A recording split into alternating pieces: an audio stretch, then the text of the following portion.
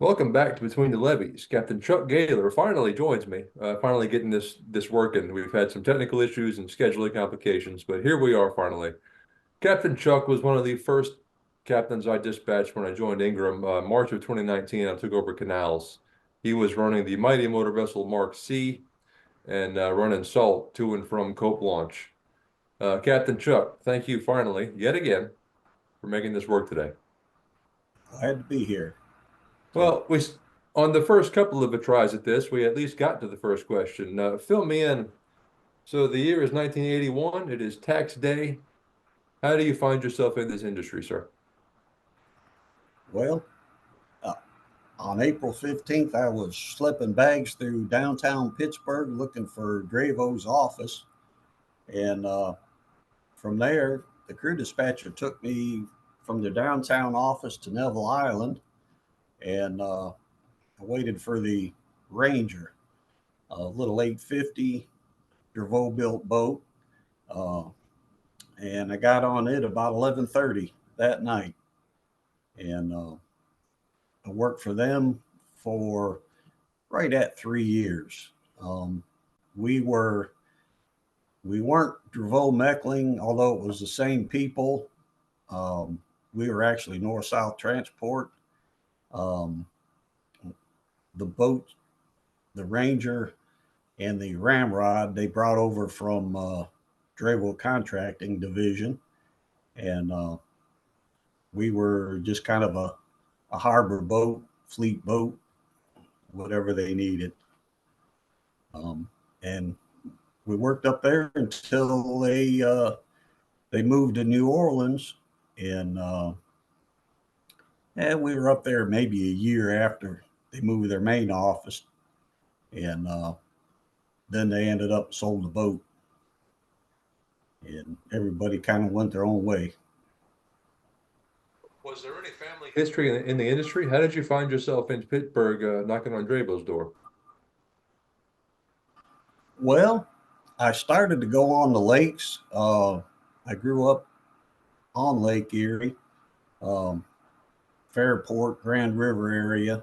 Um, uh, Always been around the water, but at that time the lake boats were working seasonal. The freighters worked um, as soon as the ice broke. They tried to have them laid up by Christmas time. Then they'd have a break in mid-season, couple-week vacation, and I knew a couple deckhands and chief engineers that were going to get me on those boats.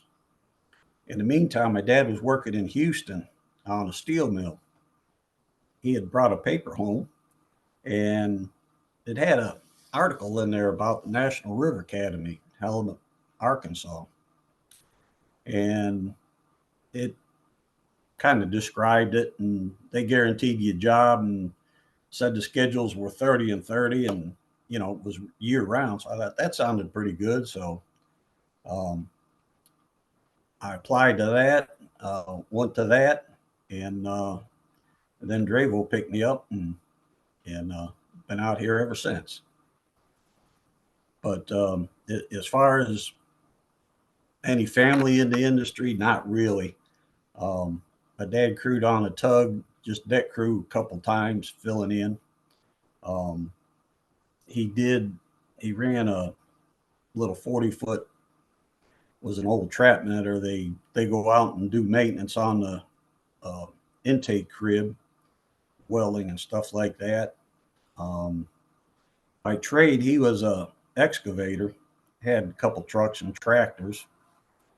And in the mid 70s, when the economy went in the dumpers, he had a chance to use the family boat. Was an 18-foot Starcraft.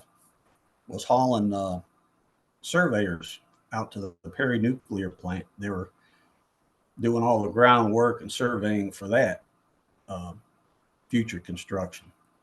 And anyway, that's really about the only commercial uh, water work we had in the family.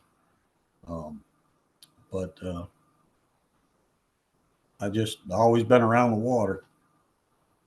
Does the National River Academy still exist? No, it shut down. It was all industry sponsored. Um, I don't know, what became of it, why they shut it down or anything, but they had out in the middle of a cotton field. Um, they had concrete barges mocked up with fittings, and they showed you how to uh, lay wires and stuff. You actually stood a 6 hour watch.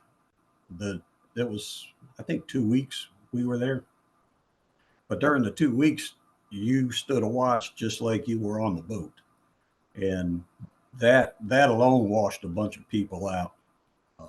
Kind of kind of got them used to the work routine, but it was pretty good deal. But it was all, like I say, industry sponsored. Dravo, ACBL, they were the two big ones.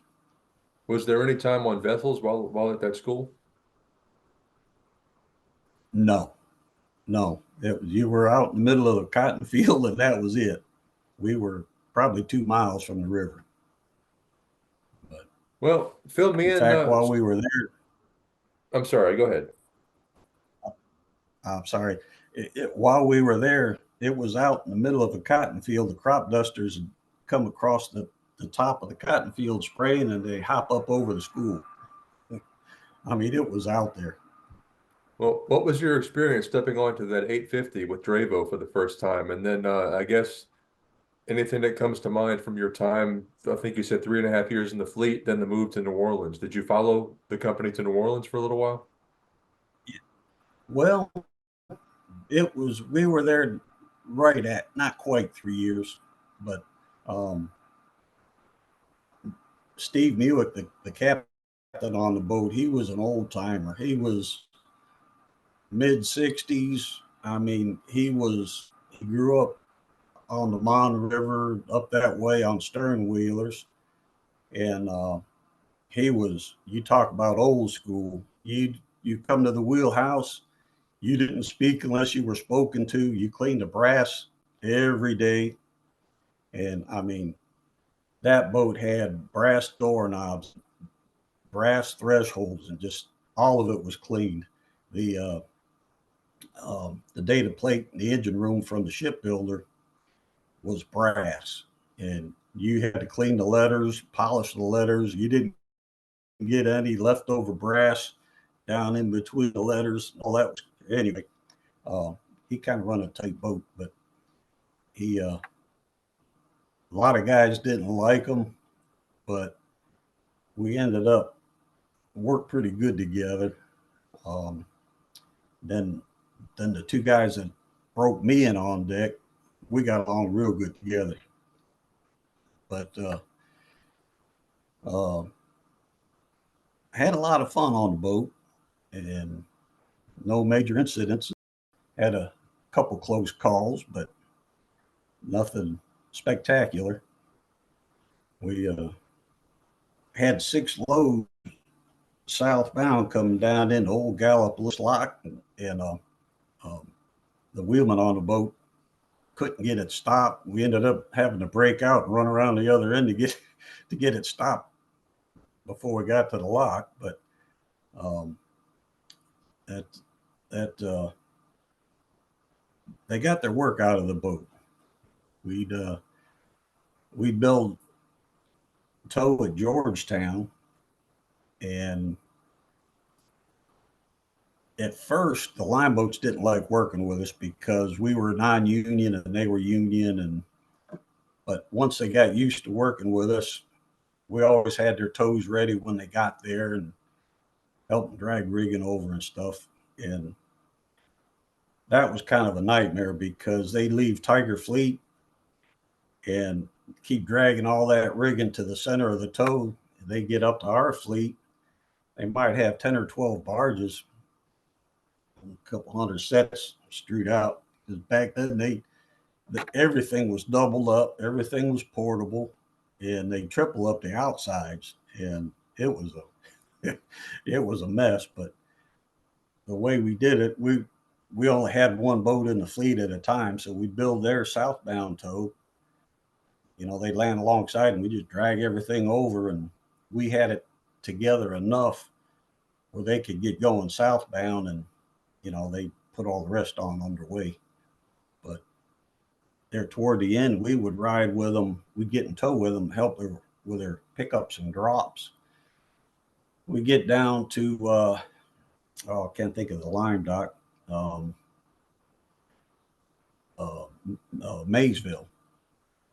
Dravo had a lime dock. We'd get 6 lime loads and come back up, make those drops around Pittsburgh, and fix the fleet up. Whatever shifting they needed, and by that time the next boat was due in. Um, but we had fun.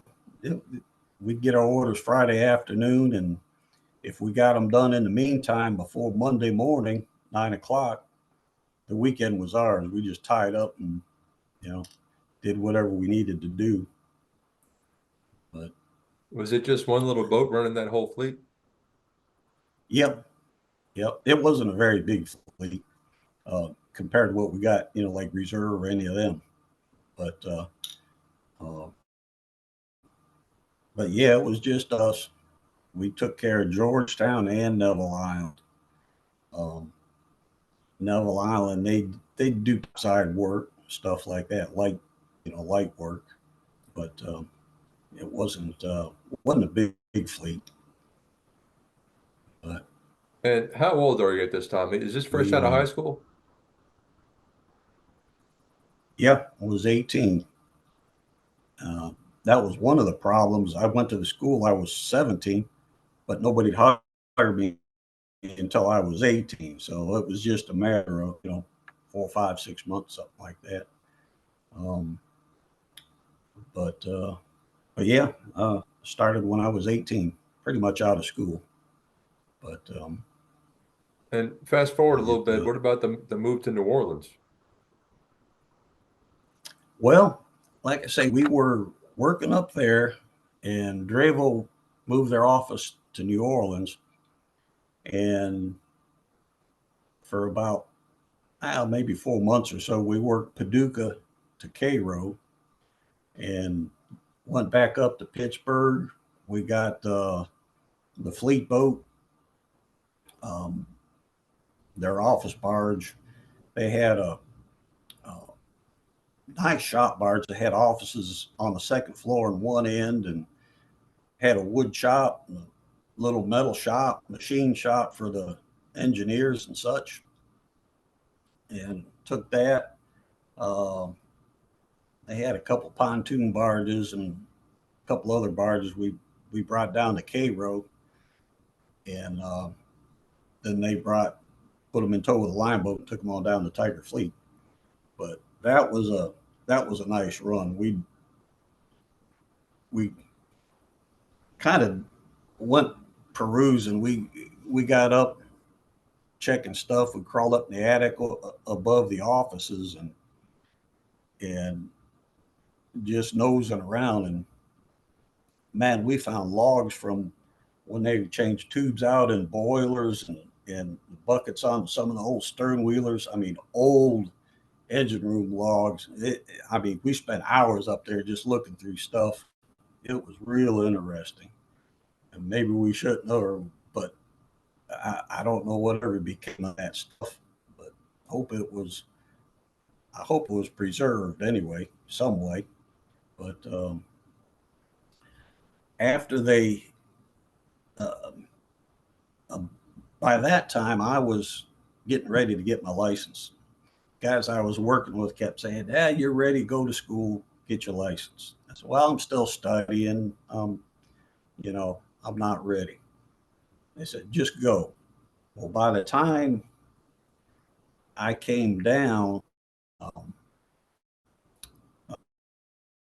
went to they call it C school there in Mobile. My parents had semi-retired down here, um, just outside of Mobile. And while I was down here, they called me up and said, don't hurry back. We sold the boat. And it was, you know, December, January, and I'm like, yeah, I don't know if I want to go back up in the cold.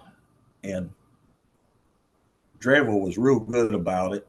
Prior to them selling the boat, um, Dave Dewey, Jack Warspale, and Patty Walsh came down. It was the operations manager and the two folks from personnel, Jack and Patty, and they laid it all out for us. They got all the crew together and said, "Look, here's the deal. The boat's for sale. You can leave now. We'll give you a good recommendation. Stay with us. Put you to work on the big boats, or you can stay until the boat's sold, and we'll give you a good recommendation of whoever you apply with." And while I was down here, I got the call, and I knew Compass Marine did work for Dravo, and at that time I thought they were a subsidiary. I mean, they were doing a bunch of work for them, which they weren't. Um, but I talked to my crew dispatcher. He says, "Hang on, let me make a phone call." So he called Compass, talked to Bob Stout, and he called me back. He said, "Call this guy." And he basically hired me over the phone. And he said, "Be in New Orleans Monday morning." And so I really never missed a day's worth of work. Like I say, they were real good about the whole process, keeping everybody working. But went to work for Compass. I got on the Alligator. Uh, Captain Pee Wee and Kelly Ward was on there, which I think Kelly's working for Cooper now in Mobile. Shoreside, yes, sir. But he was running relief, and anyway, I was on the Alligator for a hitch. I come home for 7. They put me on the Edith. Uh, it was here in Mobile, and they had crew problems. And anyway, was on there for a week. We went up to um, Locust Fork, up on the Black Warrior. Come back down. They woke me up middle of the night. I said, "Your regular boat's there. You know, time to swap." And I got on the Christie. It was about 3 o'clock in the morning, out in the Sound, and ended up I was on that boat for 20 some years. Uh, we had a real good crew on there, but yeah, I was on the Christie um, until Ingram laid it up. Went in the shipyard for 4 or 5 months, something like that, and then it was the spare boat there at Triangle for probably another 6 months or so, a year, something like that. Um, During the layup, they transferred all the crew over to the Mark, and was on the Mark until the new boats came out. But all our time on the Christie, mostly, well, until Ingram got us, Midland was running coal east from Michoud Slip to Pensacola and Panama City, and then later from Mobile to Pensacola and Panama and Biloxi. And that was a pretty good run. Do any good stories come to mind of the old times that that first captain you had might have told you? He never really told me a lot of stories, but we kind of got, I think what kind of broke the ice with him between me and another guy, we were in Emsworth Lock, and it was winter time. There was a lot of ice buildup. We were on heavy loaded box, and great big old dead fish laying there on top of the ice. And I told John, I said, I dare you to take that fish, put it in a box, tape it up, and put Steve's name on it. Stick it in the engine room. We had a spot where all the supplies that came on the boat, we'd stack them, and he'd inspect them and everything. I ain't doing that, he says.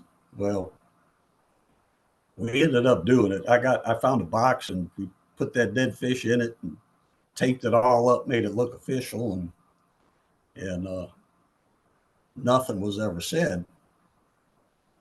Well, he he had Bill, who was his buddy. They worked together a lot through the years. He had him take it down and put it in the engine room. He put it on a shelf, and a couple watches later, Bill comes up. He says, "Hey, bud," he says, "you know, I opened that box up and looked at it, seen that dead fish. I said, what'd you do with it?" He said, "I threw it out." I said, "What'd Steve say?" And he just kind of laughed. The next watch we come up, this old guy had a habit of sitting in the corner of the galley. The way the galley was shaped, it had a booth like in a restaurant. And he'd sit there where we could watch everybody, see everything. And he just sat there. He'd glare at you and he'd call you. He said his favorite saying was, "I bet you think I'm a real no good so and so sucker." And he kind of had a lisp and he'd always rub his side of his head like that. Well, he said that. He says, "You little so and so sucker." He says, "I ought to make you cook that fish and eat it for breakfast." That's all he said. That's all he said about it. And after that, it, he was like a lot of the old timers. If you argue with them respectfully, the more you argued with them, the more you liked it. And that was kind of like Eddie on the Christie was the same way. But a couple of the fleet mates were sore ass because we were non-union, and some of the stories they told, they said in the old days, you got 1 cup of milk. Now they were on the line boats. You got 1 cup of milk. Everybody had their place at the table. Um, there was no coming in cooking you something to eat. He said in the old days, those they were ruthless out there. He said they'd get somebody they didn't like. Some of the smaller stern wheelers were the wheels were chain driven instead of having pitman arm. He said they put them back there sloshing the chain when they knew they were in there in a bad spot.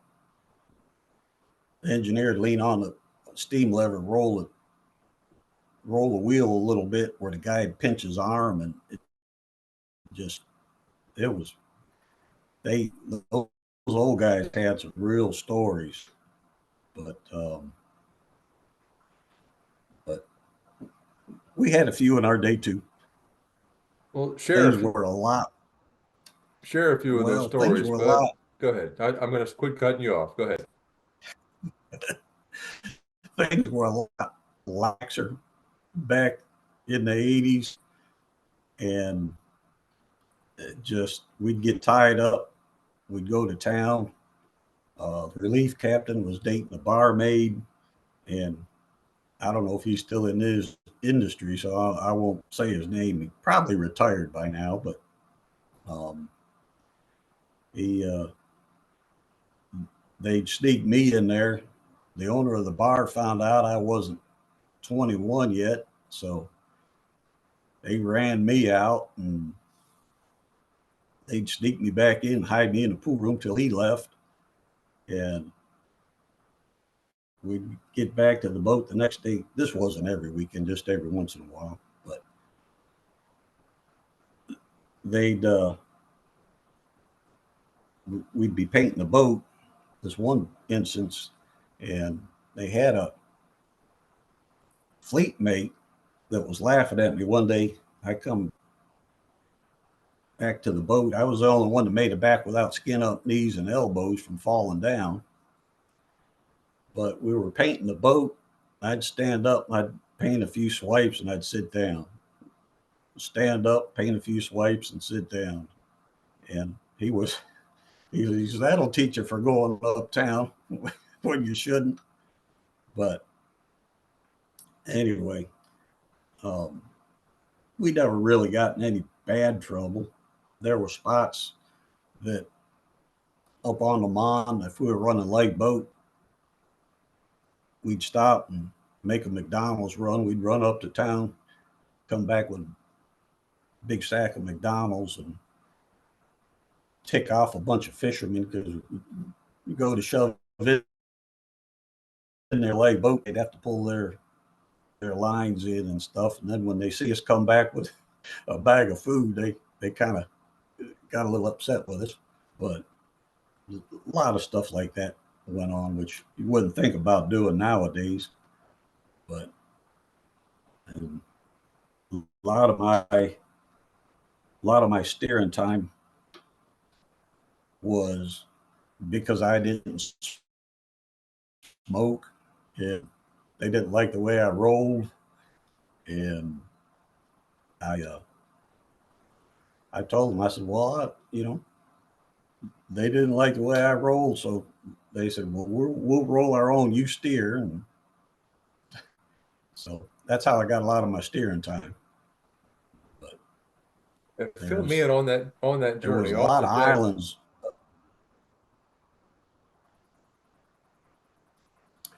Well, like I say, when Dravo sold the boats, I stayed down here and went to work for Compass.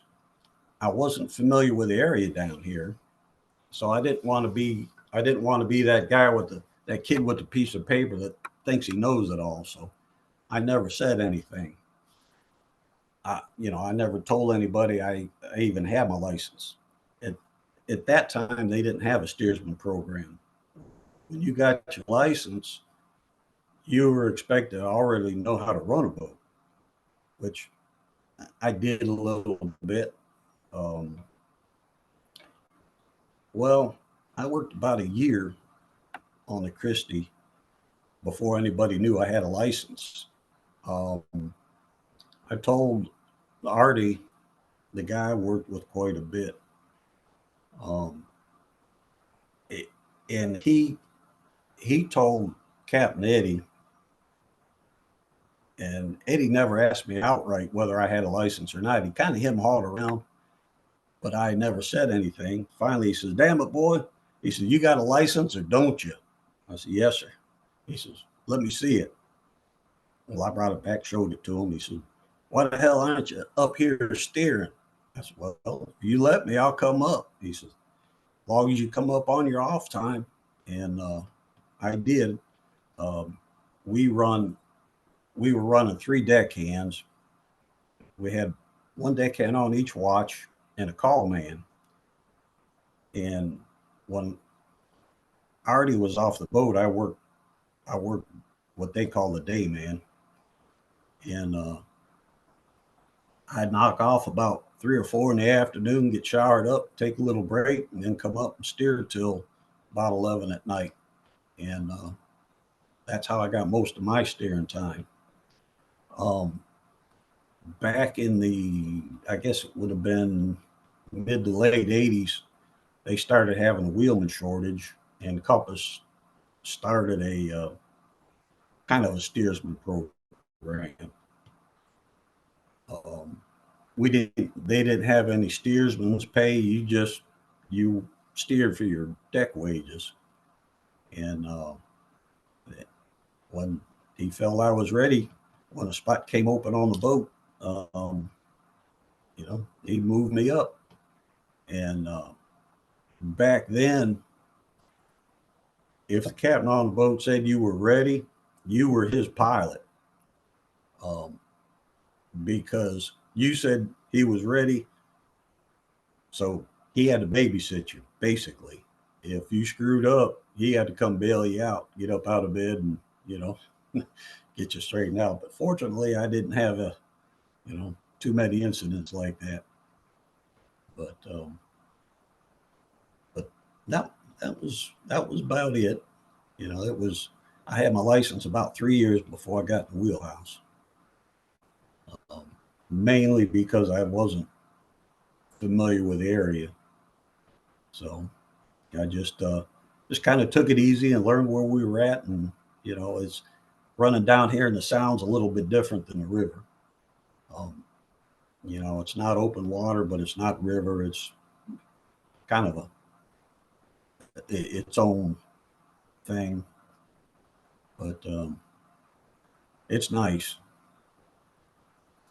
Well, tell me what you can about your first hitch at the sticks. And where we are, that was all East Canal? East Canal, yeah. Um, well, really, it was had to have been uneventful because I don't remember a whole lot about it.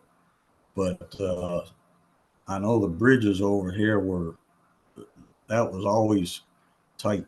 Um, we were only shoving four, but we were with loads we were four long, and coming back we'd go two by two, so we were 70 foot wide, and the bridges were tight, and you had tight spots like around Gulf Beach, uh, Pensacola Land Cut, you know, and Navarre and Fort Walton, all those kind of spots were tight. So if there was any wind blowing, you really had to be on your toes because it was shallow.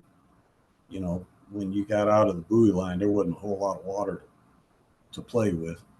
So, but by the time I was ready to get cut loose, I was fairly comfortable. Uh, but now my first watch running relief captain, that was right when they had the big drought and the river dried up. Everybody was running up and down the 10 town, and that was that was a tough trip. I had a new guy running pilot with me, and I didn't wasn't sure about his ability, and uh, he was an older fellow, retired out of the Navy, but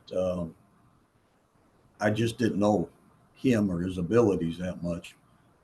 And at that time, running up the 10 tom up that way was um, still kind of new to me. I wasn't real familiar with it up there.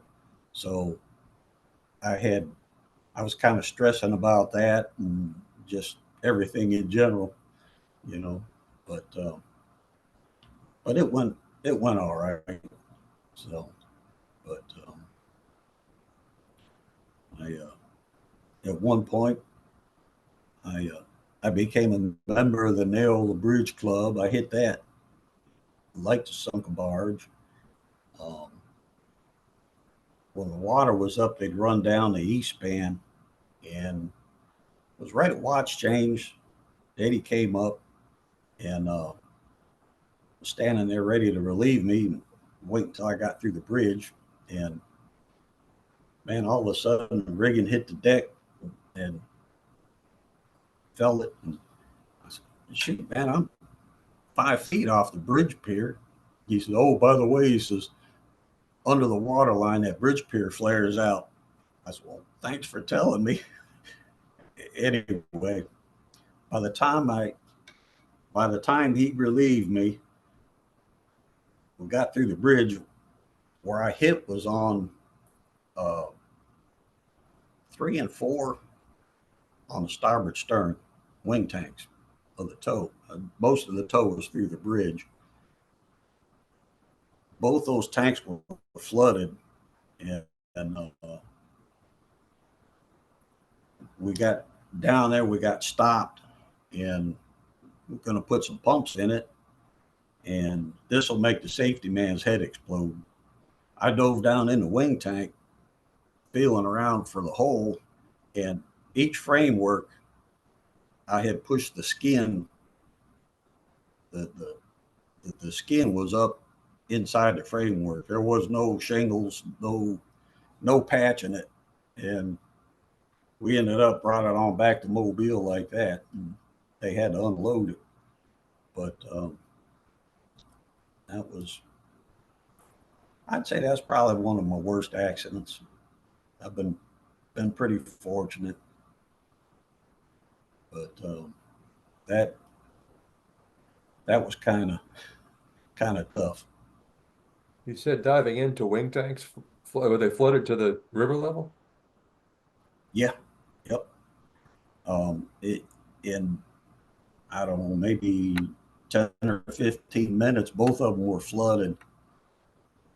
Um, the stern tank was still good, and one, two, and three were still good, but three and four they they were up to river level that quick. So there was no pumping them. One point we thought we were gaining, and all it was a northbound boat going by was just drawing the water out of them, and that's how quick the water was moving in and out. But, so, but but I was lucky. Like I say, that's one of my worst ones. Well, some years ago, another captain told me, said at another company, that he used to dive off the stern to pull stuff out the wheels. Do you recall anything like that back in the day? Well, I never dove on the wheels. We were in Biloxi on the Christie, and we had a hole in the side of the boat. Right in front of the port engine, there's a pipe where the sewer line went over. Uh, Back then, we had the MSD bypassed. Everything was going straight over the side. And anyway, there was a couple rust holes come in the side of the boat. It was only like 18 inches, 2 foot below the surface.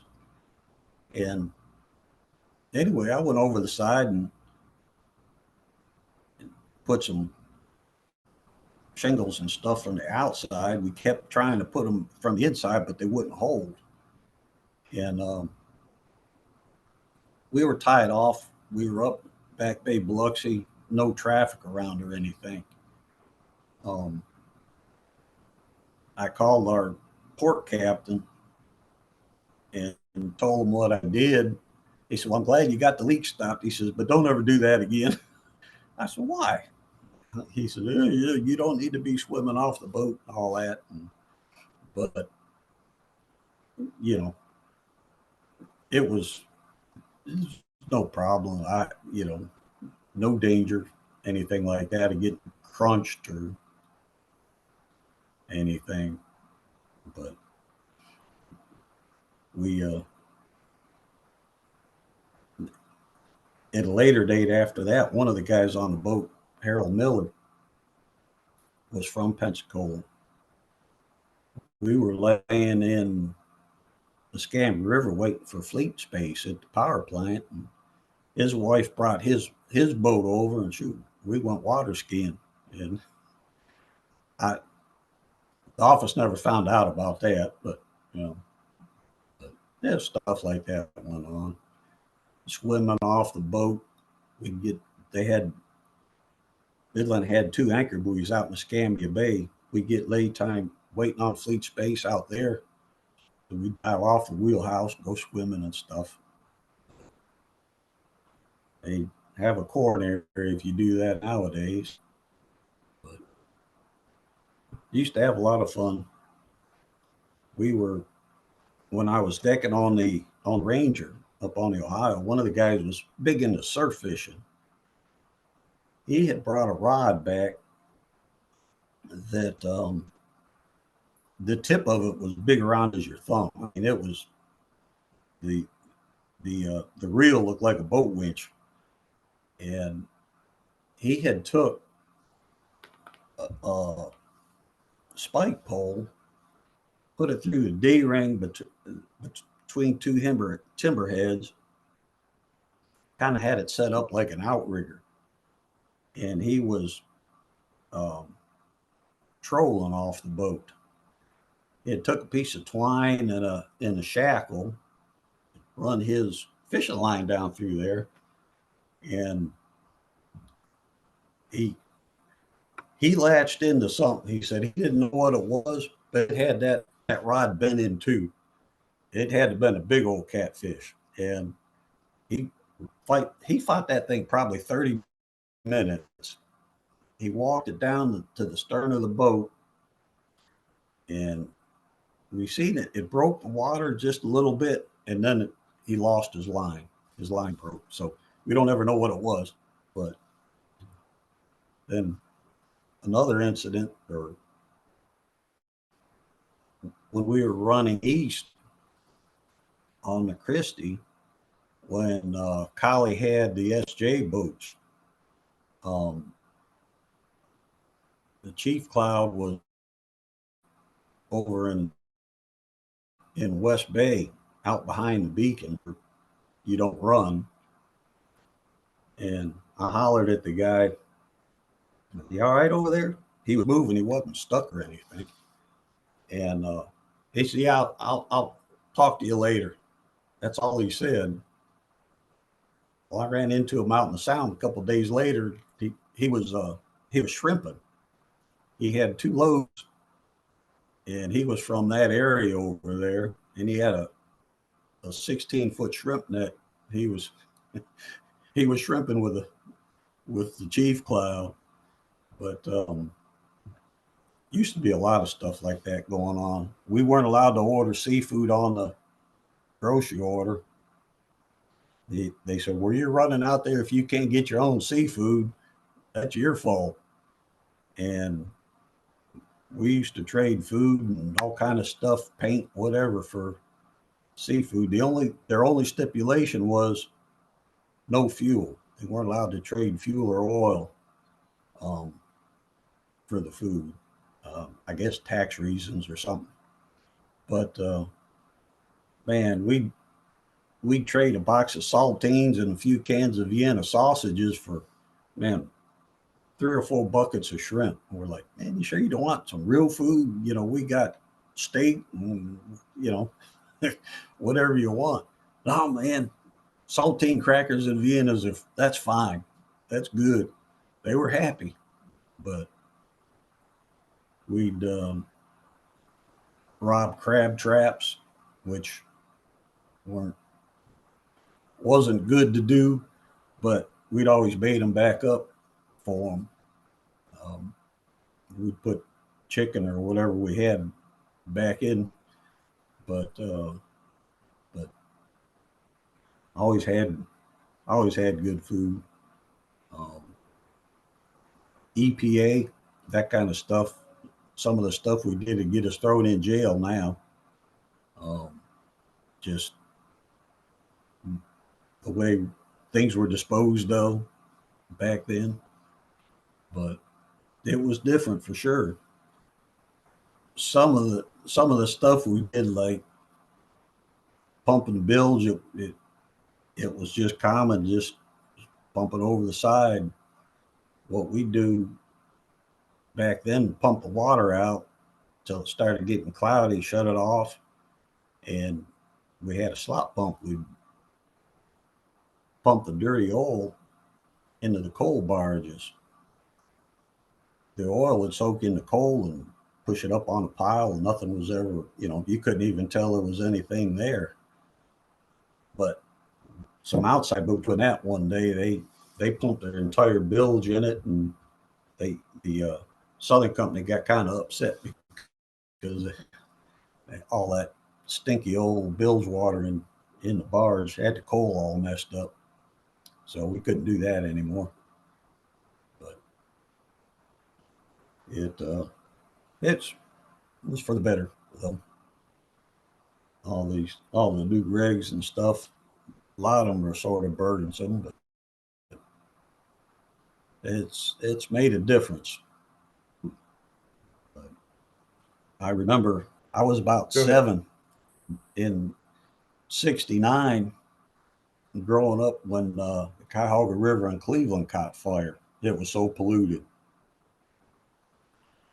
They had, uh, like I say, years ago they just pumped their bilge, and they had industrial stuff and drift and all that kind of stuff in the river, and the river actually caught fire and burnt.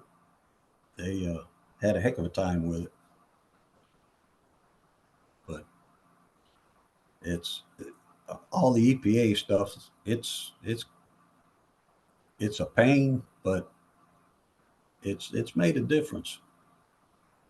When did you get your start on the West Canal? Uh, Really about when they started the salt run. Um, the first time I ever seen anything in the West Canal was when they repowered the Christie. Um,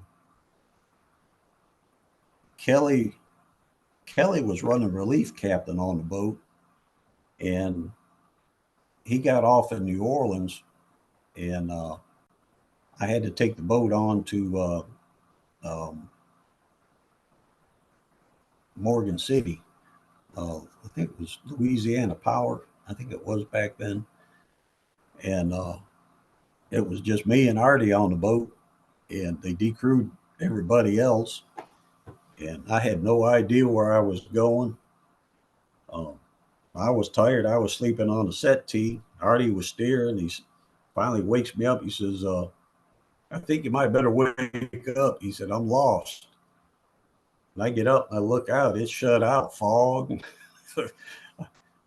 I said, well, hell, I'm lost too. I don't know where we're at. We ended up following the boat, and we stopped for a while.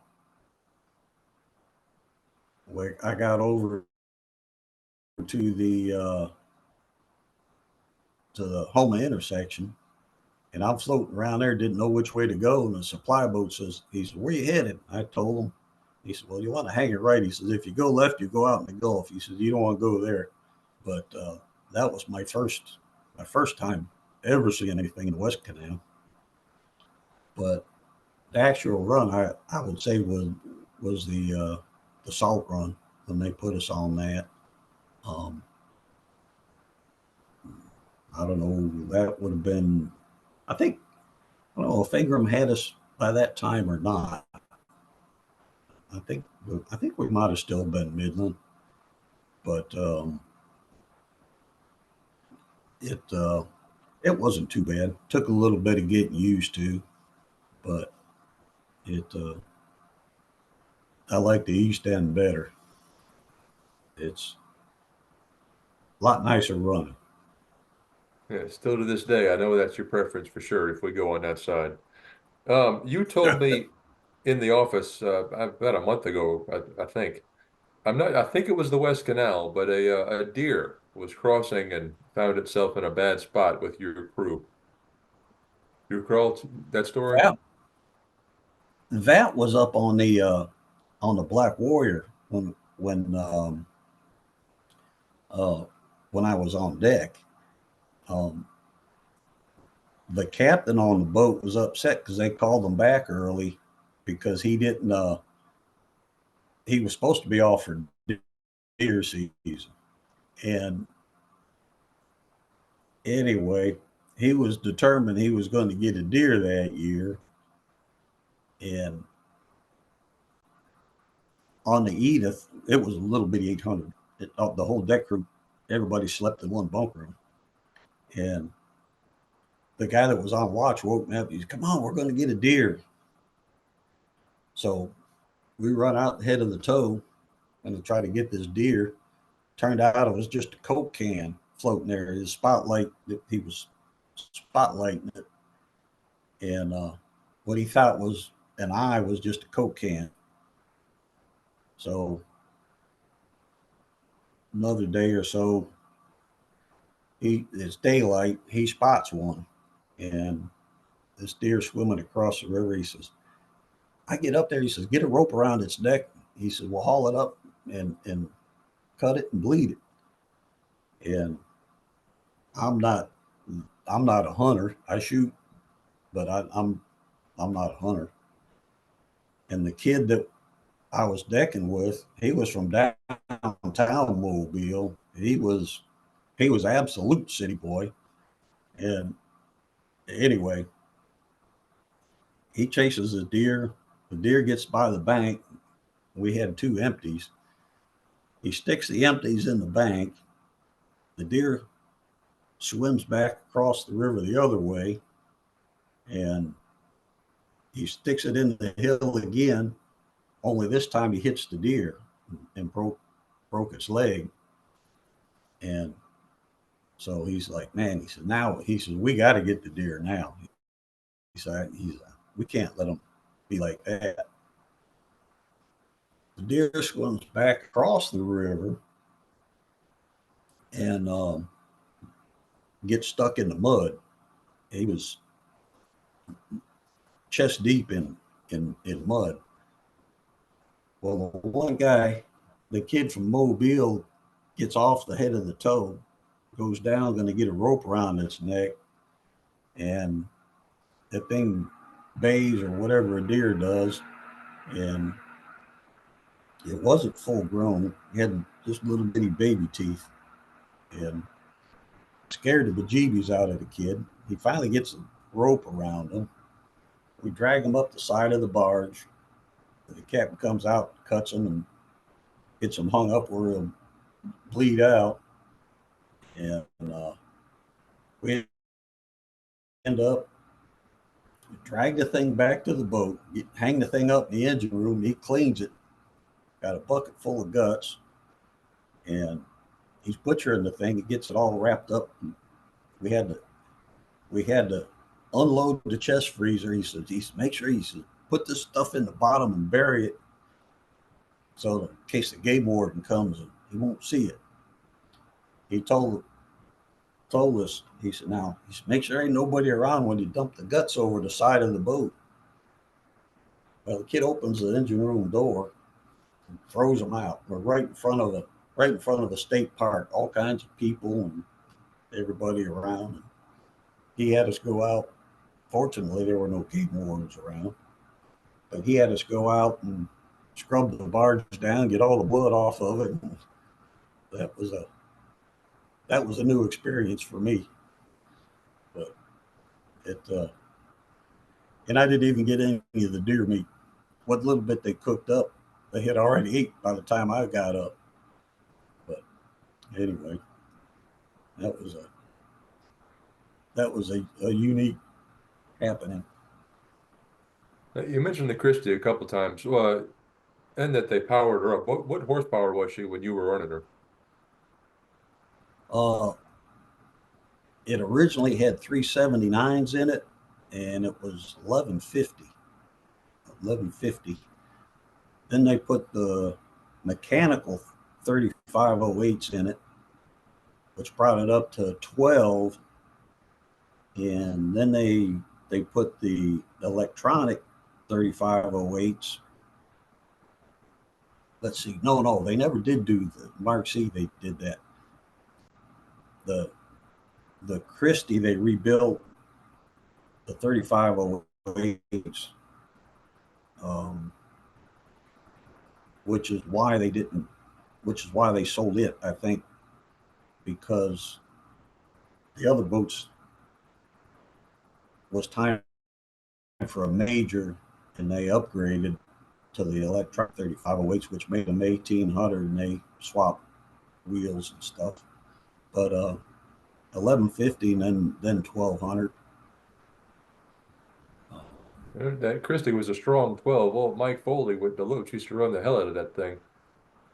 Um, Yeah, Tell me about the move to the Mark C, and then what horsepower was she? And then after the power up, is I think when I met you, I think y'all were 17, but we ended up having the electronics switched around because of the Morgan City high water regulations.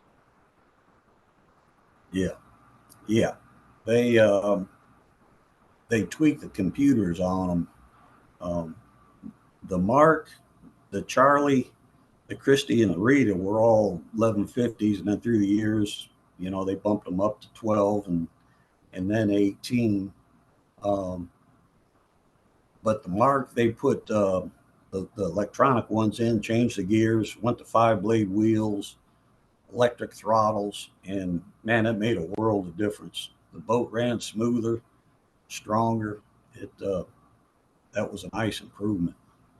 Um, the only thing I don't like about the electric throttles is through the years you got used to hearing the air escape, knowing where the throttles were at. With those electric throttles, when you're working in the fleet and you're kind of in a hurry, it's easy to miss neutral or be in gear thinking you're out of gear because there's no audible uh, sensation or any type of signal.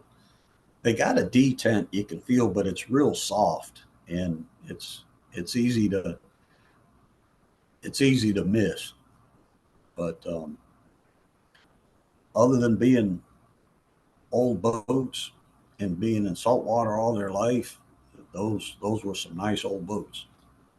Um, the Charlie, back when Compass had them, that was of the four of the flagship. Um,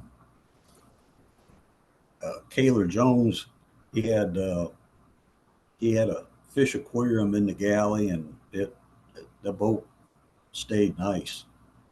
Um, the Rita, it was operated by Arkansas River Company as long as I've been around it, and then Marksy, it kind of came and went. It went over to Arkansas for a few years, and then came back and um, back and forth.